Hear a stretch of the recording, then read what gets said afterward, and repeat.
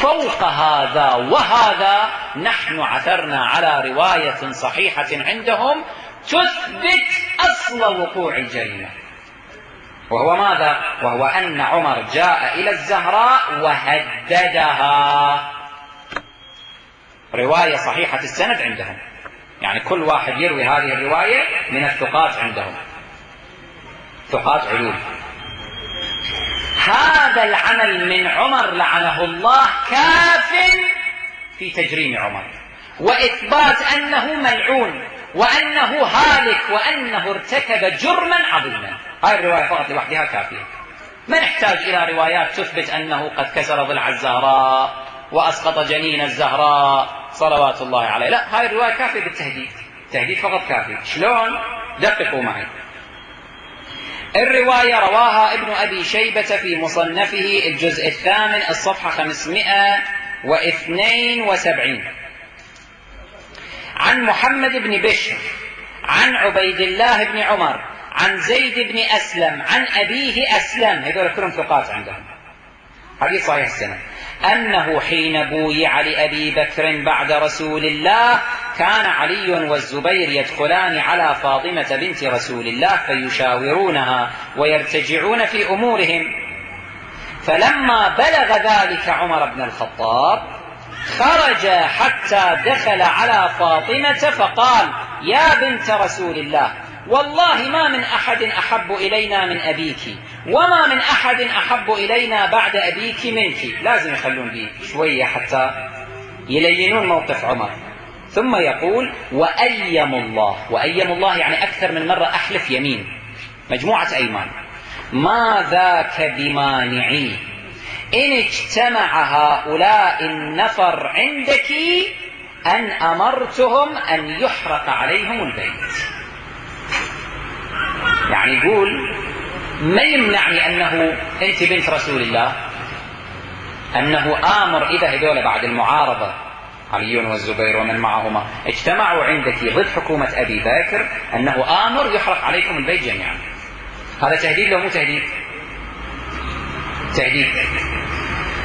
طبعا ماذا يقولون؟ يحاولون أن يضاعفوا هذه الرواية صحيحة السند، لكن ماذا يقولون؟ يقولون أسلم، هذا أسلم الذي يروي الرواية عن عمر، يقولون هذا مولى عمر، مولى عمر اشتراه عمر بعد هذه الحادثة بسنوات، اشتراه في مكة.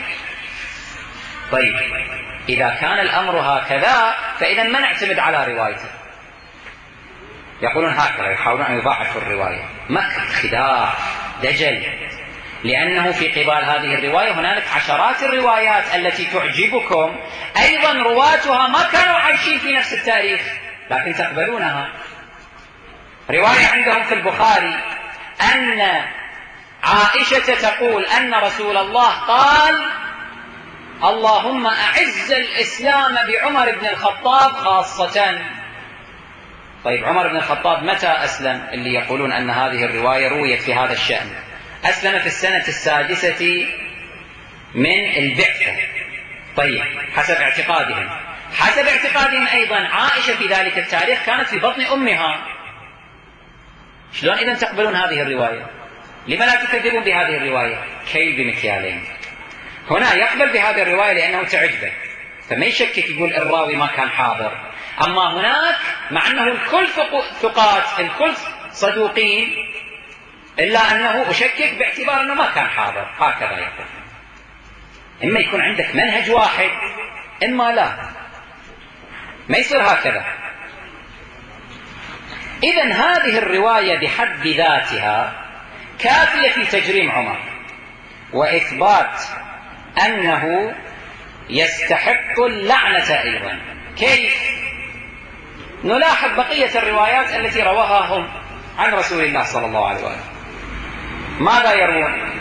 روى أبو داود في سننه الجزء الثاني الصفحة 478 عن النبي صلى الله عليه وآله قال: لا يحل لمسلم أن يروع مسلما، يروع يعني يخيف مسلما، يهدد مسلما.